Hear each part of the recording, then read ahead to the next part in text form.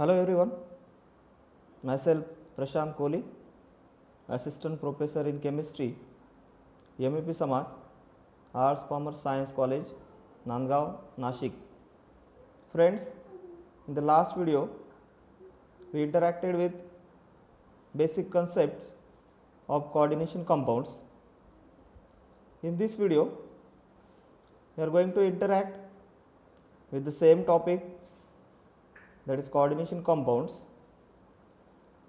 So what topic we are going to cover in this video, that is Werner theory of coordination compounds, Sidgwick electronic theory, effective atomic number, and numericals based on effective atomic number. So friends, in coordination chemistry, the scientists who proposed the basic concepts of coordination compound known as Alfred Werner. He is also called as a father of coordination chemistry because he worked very hard on coordination compounds. So he proposed the theory, and that theory based on the coordination compounds called as Werner theory of coordination compounds. So what are the postulates of Werner's theory? So I give some basic relationship of coordination compounds and discover some ideology regarding the coordination compounds. So what is the first postulate? Most of the metals shows two types of valencies according to Sir Alfred Werner. First is a primary valency and second is a secondary valency. Each metal tends to satisfy both these valencies. So how these valencies are satisfied by the metal, we will see in the next slides. Each metal has fixed number of secondary valencies. What are secondary valencies and to whom these secondary valencies are relates? We also see this topic. The secondary valency is always directed towards the fixed position in the space.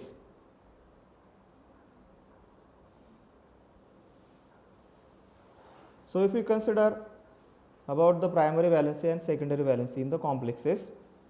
So friends, let us consider to understand this concept, what is primary valency and what is secondary valency.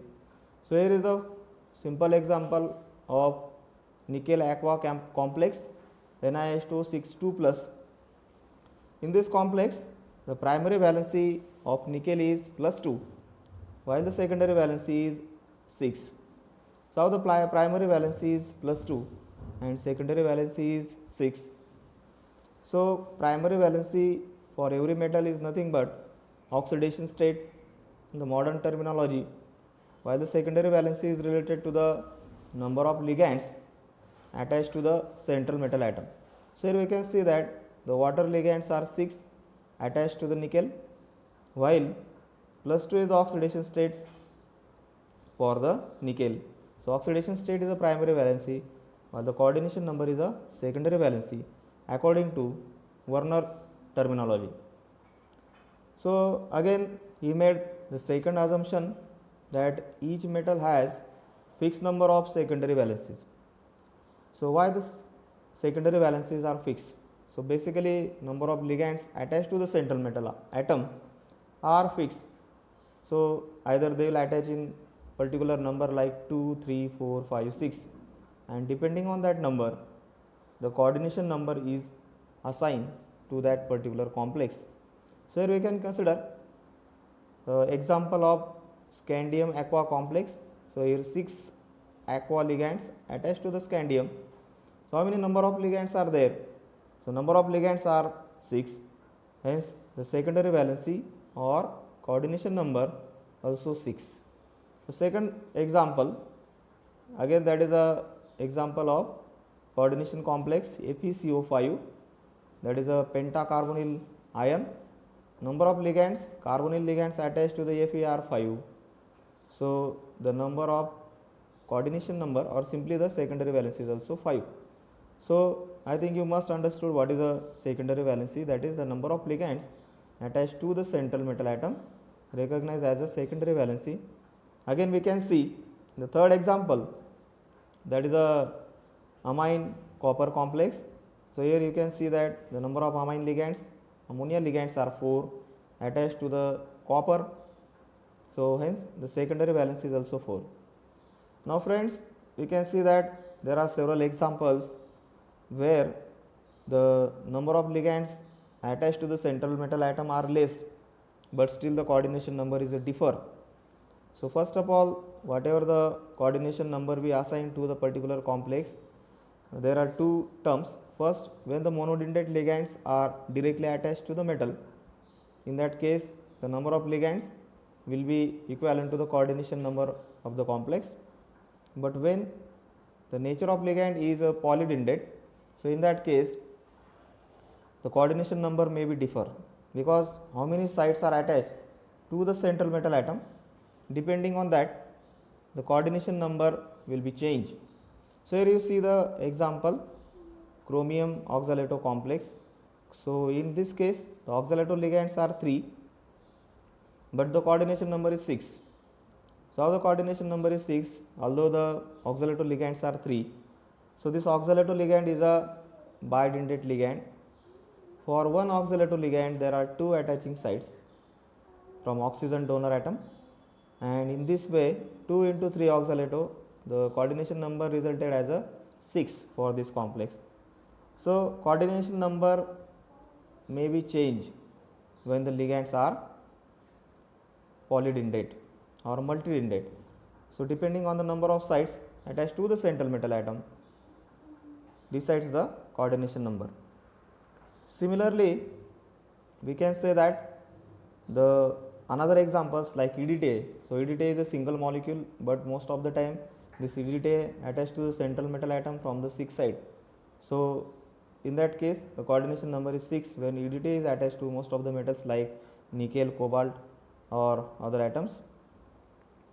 Now another statement made by the Werner, that is the secondary valency is always directed towards a fixed position in the space. So it is very simple or simple concept we can say, where the number of ligands attached to the central metal atom are always fixed and they are directed towards the central metal atom. So number of ligands may be 2, 3, 4, 5, 6, but the depending upon the number of ligands attached to the central metal atom, the geometry of the complex also changes. For example, when the number of ligands attached to the metal are 3, planar geometry may be resulted. 4, square planar, when the 4 ligands attach to the central metal atom, the square planar or tetrahedral complex resulted. Now this is depend on how the ligand molecules are oriented in the space. So when the tetrahedral geometry is resulted, 2 ligands are in the space, one is to the front side and one is to the back side. So in this way the 3-dimensional geometry is resulted to the complex. So suppose that this is a simple example of NiCN4, and this four CN ligands, or they are in the form of ligand called as a cyano attached to the nickel and giving the square planar geometry to the complex. So how the square planar geometry is resulted, because all the cyano ligands are in one plane, and because of that the square planar geometry is resulted. So there are some salient features of Werner's theory. Basically how this primary valency and secondary valency are correlates with the metal and ligand bonding. So primary valency generally known as oxidation state of metal atom, and this primary valency is also called as ionizable valency, because those ligands or simply those atoms which satisfy this primary valency, most of the time they are present outside of the coordination sphere and they are get precipitated with particular reagent, and hence they can be get removed from the complexes or simply they can be get ionized. Hence, the primary valency is also called as ionizable valency. So, it is related to the oxidation state. Second is a secondary valency, and that is also called as a auxiliary valency or subsidiary valency or residual valency or non-ionizable valency. So, particularly this secondary valency is indicated in the complexes as a coordination number. In modern terminology, it corresponds to the coordination number of the complexes. So, here is a small correction. It is indicated by thick line in the complexes, whereas a primary valency is indicated by the dotted lines. According to this theory, there are two spheres of attraction around the metal in the complexes, that is inner sphere or first sphere or coordination sphere, outer sphere or second sphere or ionization sphere. So, what are the sphere? We will see by diagrammatic presentation in the next slide. So, the molecules or ligands present in the inner sphere are firmly attached to the central metal atom. Hence, Werner showed these ligands by thick lines because they have very strong bonding with the metal and shown by the thick line in his presentation, while those atoms or molecules or simply ions present in the outer sphere called as a ionization sphere, they are loosely bound to the central metal atom. Hence, they are represented by the dotted lines, indicating that they are weakly bound to the central metal atom and they can be easily ionized with the help of suitable precipitating reagent. Next term in the Werner assumption, that is according to this theory, primary valencies are non-directional, non-rigid, and secondary valencies are directional. That is, they show the directional properties in the space. So, basically the geometry of the complex is determined from the number and position of the ligands attached to the central metal atom. We will see the diagrammatic presentation for primary and secondary valency. So, you can see that this is a inner sphere. In this inner sphere, the ligands are very strongly attached to the metal because these ligands donating the lone pair of electron to the central metal atom. We can see that these 6 ligands coordinating with the central metal atom nickel, and this thick line representing the bonding between this metal and ligand is very strong and it is cannot be easily detached from this metal atom. So, this 6 ligand present in the inner sphere representing the coordination number for the complex. So, 6 ligands attached to the central metal atom. Now, we can see the outer sphere, that is called as a ionization sphere, and in the outer sphere we can see that this is one chlorine and another chlorine attached to the central metal atom and represented by the dotted lines. Here also represented by the dotted lines. So, what this dotted line represents, the bonding between this Cl and the metal is weak, and this Cl can be easily get precipitated when we add a particular precipitating reagent like AgNO3, and hence these are responsible to satisfy the oxidation number or oxidation state of the metal atom. We can see that nickel is present in the +2 oxidation state and its primary valency is +2.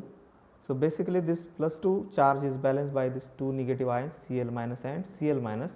So, they are ionizable and present in the outer sphere or ionizable sphere. So, what are the experimental observation of the Werner's theory?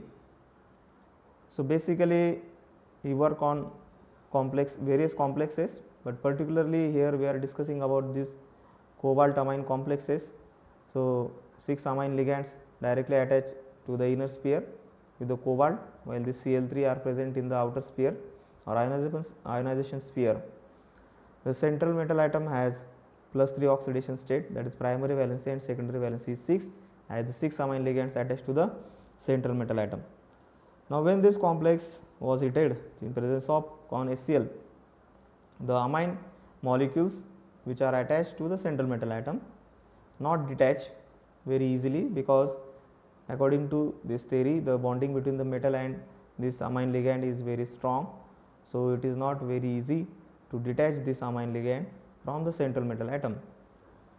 So, third point, all the complexes, that is the cobalt amine complexes, differ in their electrical properties. When we compare various amine and chlorine exchange with the cobalt in this complex, so we can see that the electrical properties are differ for each complexes.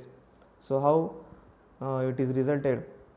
Basically, we can see that in the first complex the 3 chlorine ions are outside of the sphere, and these 3 Cl ions can be get precipitated when the particular reagent like AgNO3 is added to this complex. So, these 3 Cl minus ions are precipitated. Now, how many number of ions will be available in the solution? So, you can see that after precipitating of these 3 Cl, we can have these 3 Cl minus ions, and one is a whole cobalt amine complex having 3 plus charge. So, this is 1 and this 3 Cl, overall there are 4 number of ions contributing more to the molar conductance.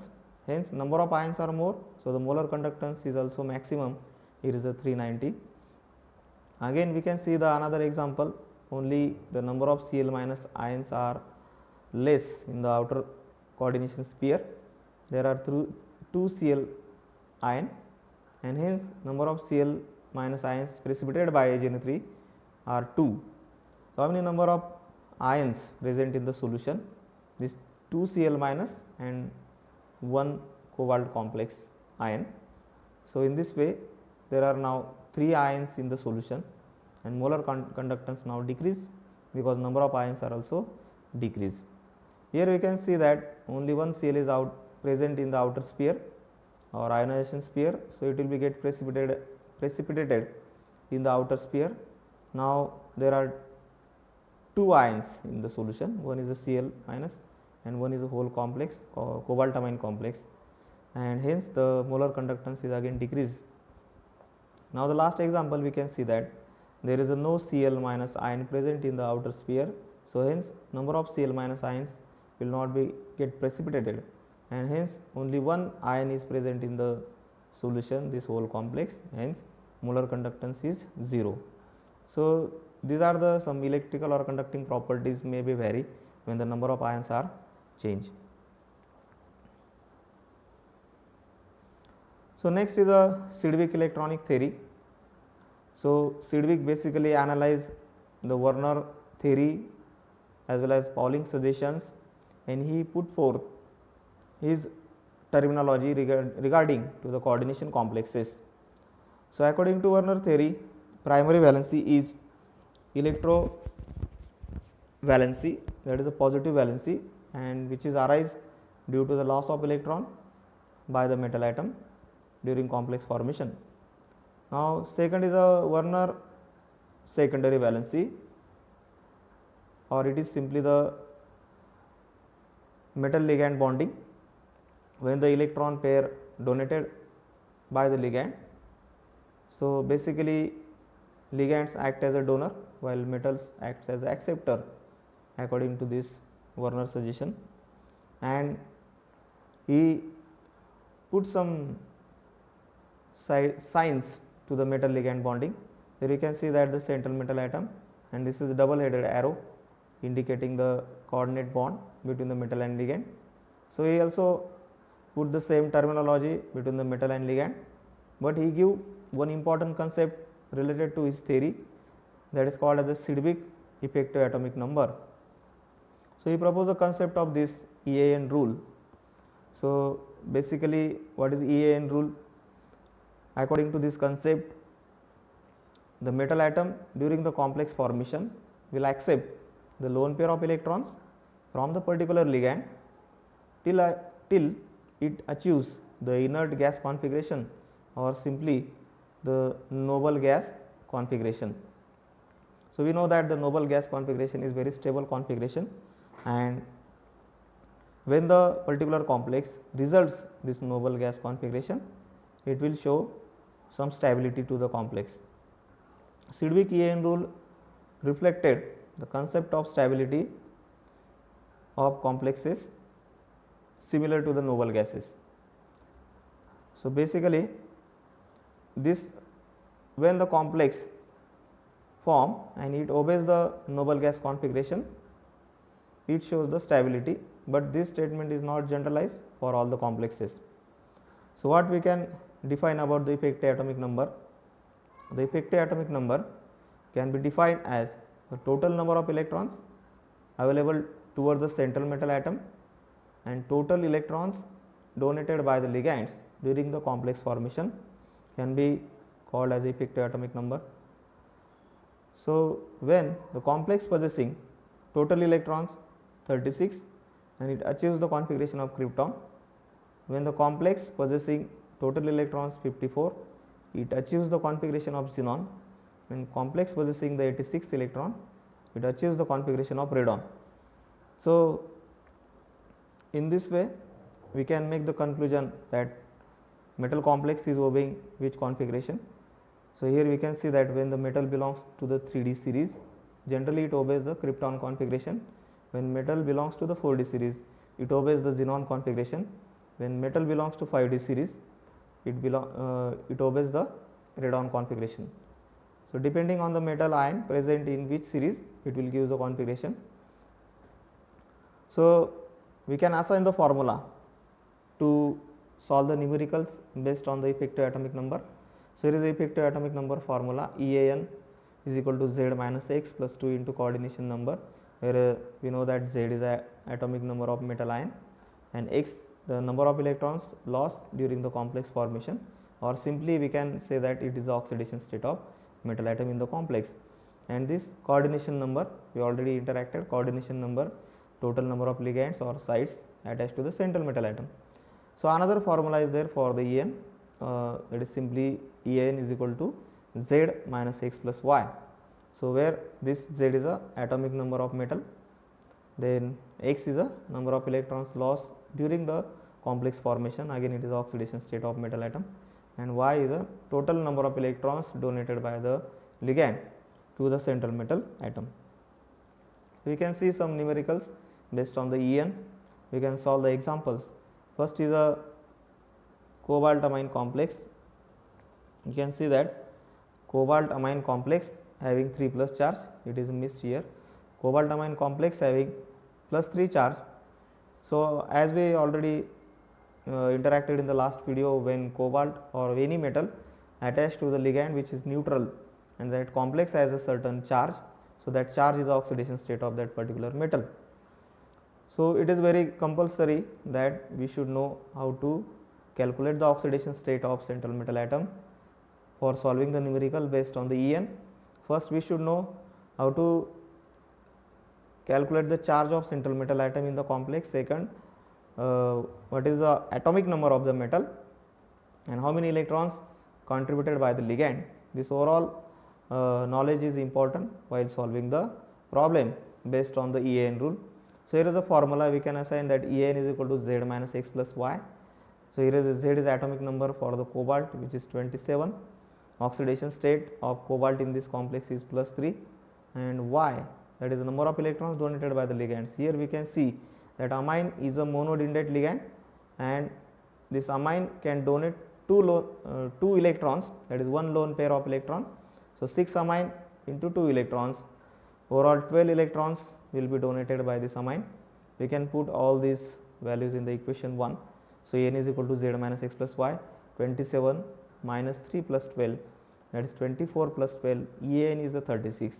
As this configuration, as this particular complex as EAN is equal to 36 and it is obeys the effective atomic number because it has the configuration of krypton. Similarly, we can go for another example, that is a tetracarbonyl nickel is another example. Again we can see that the carbon is a neutral ligand, there is no charge on the metal complex. So ultimately the nickel will have 0 oxidation state in this complex. So we can apply the same rule. Here we can see that EAN is equal to Z minus X plus Y. Atomic number of nickel is 28. Oxidation state of nickel in this complex is 0, and total number of electrons contributed, here we can see that the carbon is the monodentate ligand, it can contribute 2 electrons each. So 4 carbonyls are there, 4 into 2 8, so 28 plus 8, that is again 36. So this complex also obeys the effective atomic number, and the configuration is krypton again because the total electrons are 36. We can see the next example, that is a platinum amine complex. In this case again the neutral ligand is attached to the metal, and overall charge present on the complex is plus 4. So ultimately the oxidation state of platinum is plus 4, and the number of electrons donated by 6 amine, again one amine giving 2 electrons, so 2 into 6 12 electron. We can put all these values, 78 minus 4 plus 12. So 78 is the atomic number of platinum, 4 is oxidation state, 12 electrons given by the amine ligand.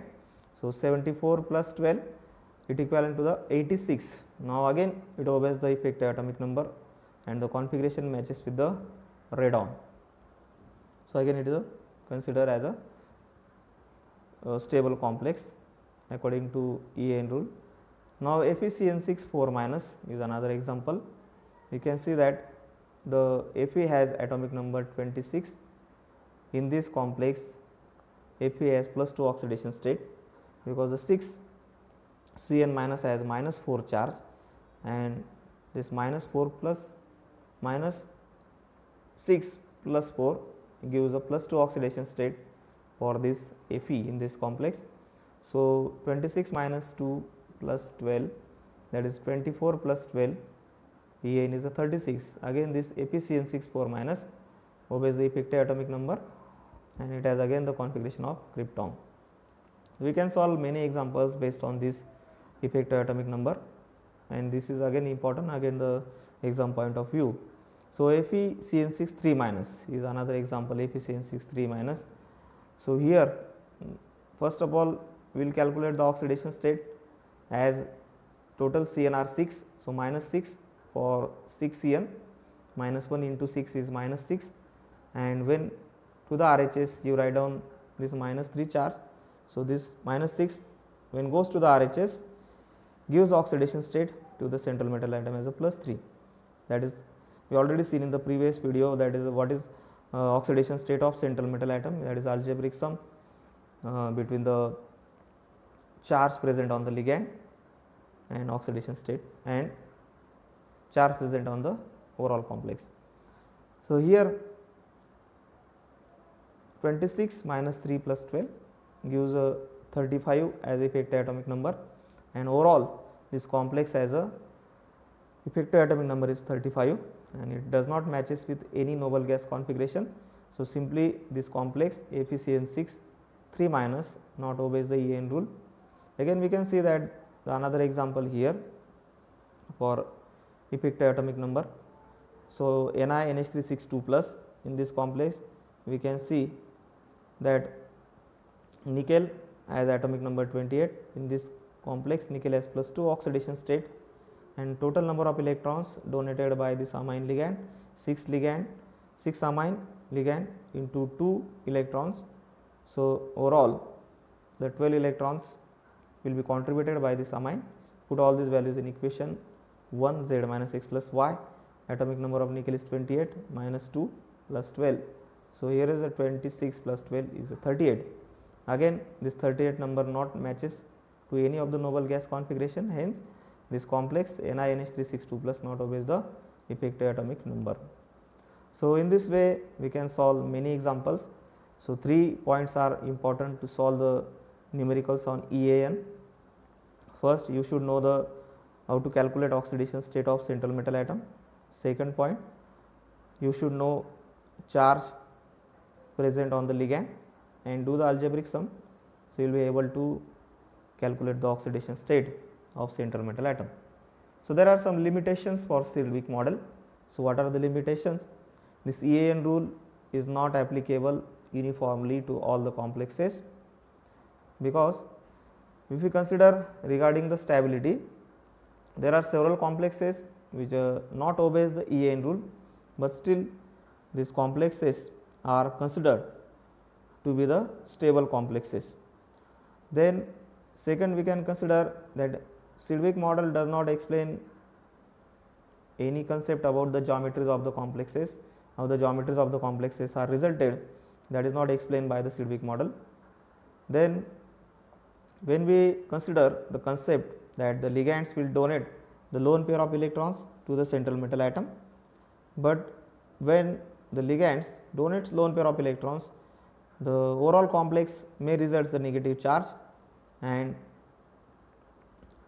because of this extra negative charge, the complex stability may be decreases, but this concept not explained by the Sidgwick model. So these are some limitations that are assigned to the Sidgwick model. Thank you very much.